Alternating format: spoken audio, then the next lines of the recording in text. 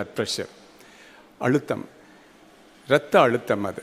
So 140லிருந்து 80 மட்டும் இருந்தால் பிரச்சனையே கிடையாது.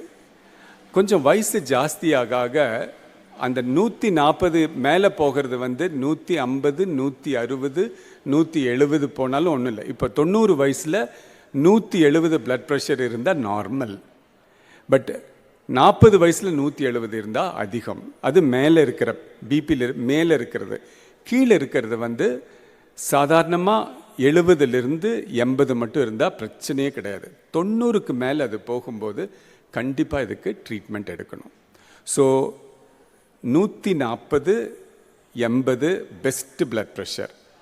அதுக்கு மேலே போச்சுன்னா கண்டிப்பாக ட்ரீட்மெண்ட் எடுக்கணும். பிபி அதிகமானாலும் அதுவும் சுகர் மாதிரி எல்லா ஆர்கன்ஸையும் அஃபெக்ட் பண்ண ஆரம்பிச்சிடும்.